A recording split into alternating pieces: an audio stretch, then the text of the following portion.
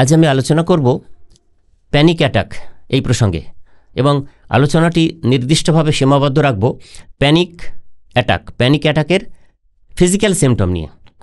শারীরিক লক্ষণ কী কী দেখা দেয়, মানে প্যানিক অ্যাটাকে কী হয় আপনারা তো জানেন যে হঠাৎ করে অ্যাংজাইটি ট্রিগার হয়ে একেবারে অনেক ধরনের শারীরিক লক্ষণ দেখা দেয়, বুক ধড়ফড় করা, ঘামতে শুরু করা। তো এই যে নির্দিষ্টভাবে বিশেষ কী কী লক্ষণ দেখে আমরা বুঝতে পারবো তাৎক্ষণিকভাবে যে এটা প্যানিক অ্যাটাকের শারীরিক লক্ষণ। ধরুন কোনো একজন মানুষ, তিনি হয়তো যদি ধরি এরকম যে ওয়ার্কিং প্রফেশনাল, তার কর্মস্থলে তার প্রচণ্ড প্রেশার আছে, তিনি এমন একটা পজিশনে কাজ করেন, চাকরি করেন, অনেক রাত জেগে তাকে অফিসে, অনেক রাত জেগে বলবো না, অনেক রাত পর্যন্ত কাজ করে তারপরে তাকে বাড়ি ফিরতে হয়, বাড়ি এসেও তার অফিসের কাজকর্ম কিছুটা দেখতে হয়। তো সারাদিন তিনি খুব স্ট্রেসফুল থাকেন। তার থেকে হঠাৎ করে তার যে কখনো প্যানিক অ্যাটাক হয়েছে তিনি বুঝতেই পারেন না। এবার ধরুন একজন মানুষ হঠাৎ করে রাত্রিবেলা খেতে বসেছেন, বাড়িতে ফিরে কিন্তু তিনি বাইরের কোনো খাবার খাননি, বাইরের কোনো আজে বাজে খাবার তিনি খান না, তার নিয়ম অনুযায়ী তিনি সব কিছু খান। হঠাৎ করে বলছেন যে প্রচণ্ড পেটে যন্ত্রণা হচ্ছে, স্টোম্যাক এক, মানে গ্যাস্ট্রোইন্টেস্টিনাল ডিসকমফোর্ট প্রচণ্ডভাবে হচ্ছে, অথচ তার কোনো লক্ষণ তার হঠাৎ করে আগেও ছিল না, সেরকম ধরনের কোনো ওষুধও তার চলছে না। হঠাৎ করে একটি মানুষ এরকম বলছেন, আমরা সাধারণভাবে ভাবি যে হয়তো লিভার এনলার্জমেন্ট হয়েছে, হেপাটোমেগালি হয়েছে, বা স্টোমাকে কোনো আলসার হয়েছে, বা অনেক ধরনের, মানে আমরা ফিজিক্যাল স্টোমাক হোক, gall bladder, spleen, pancreas, liver, এগুলোতে কিছু একটা হয়েছে যার কারণে এই ধরনের গ্যাস্ট্রোইন্টেস্টিনাল আপসেট এবং স্টোমাক ডিসকমফোর্ট।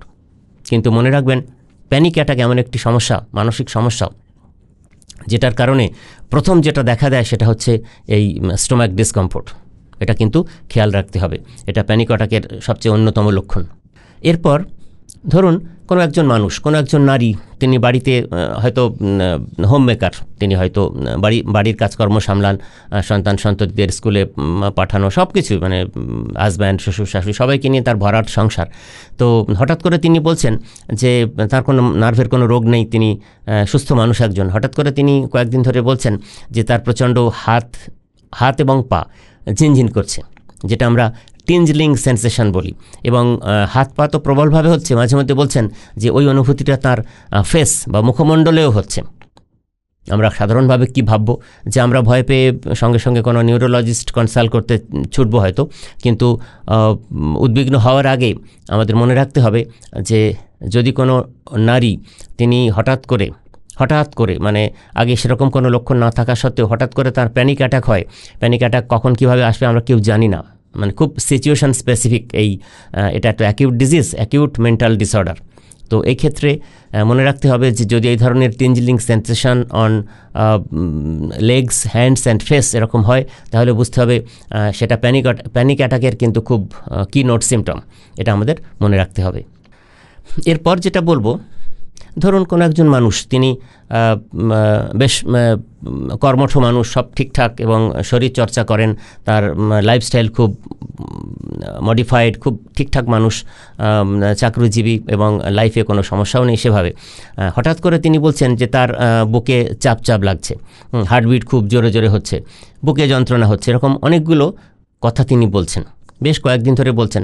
প্রথম ফ্যামিলির লোকেরা তো না, কিছু না, হয়তো চাপা গ্যাস হয়েছে এরকম বলে উড়িয়ে দেন, কিন্তু যখন এরকম বলতেই থাকেন যে বুক ধড়ফড় করছে, হার্টবিট, বুকে হাত দিয়ে দেখো হার্টবিট অনেক 2 গুণ 3 গুণ জোরে চলছে, বা বুকে যন্ত্রণা হচ্ছে বিশেষ করে বাঁদিকে, তখন কি হয়, ফ্যামিলির লোকজন সাধারণত ভয় পেয়ে হৃদরোগ বিশেষজ্ঞের কাছে নিয়ে যাওয়ার চিন্তা করেন। তো অবাক ব্যাপার হলো যে এই লক্ষণ কয়েকটি যে বললাম, এগুলো কিন্তু হার্ট রিলেটেড কোনো লক্ষণ নাও হতে পারে প্যানিক ডিসঅর্ডারের লক্ষণ, যেমনটি হতে পারে ডিপ্রেশনেরও লক্ষণ।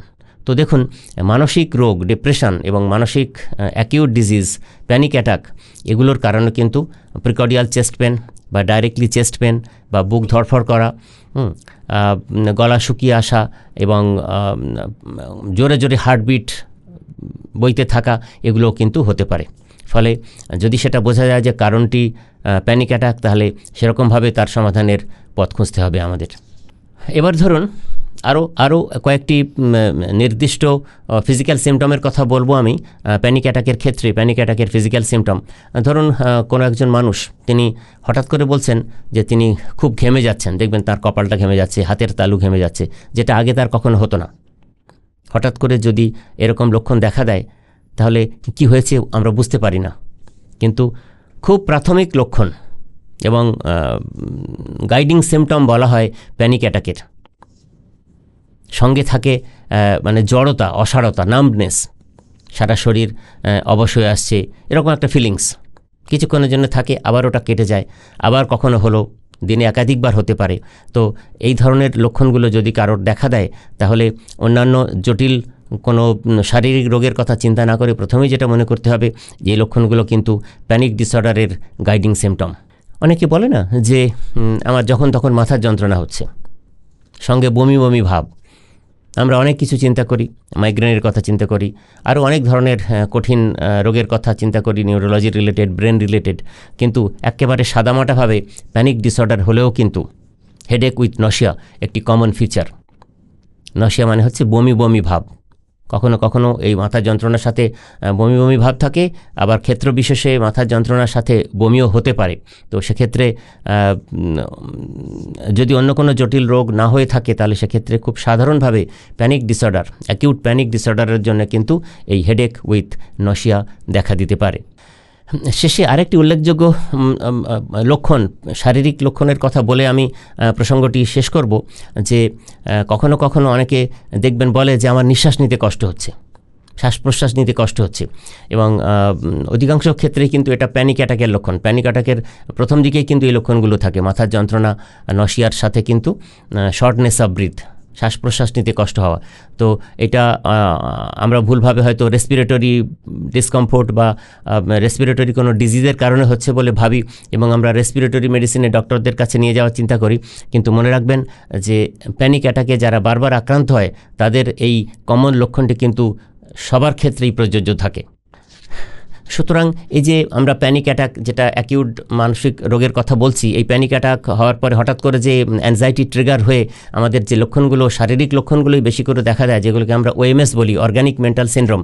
তো এই অর্গানিক লক্ষণগুলোর মধ্যে বুক ধড়ফড় করা, শ্বাস প্রশ্বাস নিতে কষ্ট হওয়া, মাথার যন্ত্রণা, বমি বমি ভাব, হাত পা কাঁপুনি, ঝিনঝিন করা, এগুলো দেখা দেয়। এগুলো সবসময় এবং অধিকাংশ ক্ষেত্রেই অন্যান্য বড় রোগের লক্ষণ নাও হতে পারে শুধুমাত্র প্যানিক ডিসঅর্ডারের লক্ষণ। এগুলো যদি আমরা মাথায় রেখে আমরা সমস্যা সমাধানের চেষ্টা করি তাহলে খুব সহজেই এই প্যানিক ডিসঅর্ডার থেকে আমরা বেরিয়ে আসতে পারবো। ধন্যবাদ।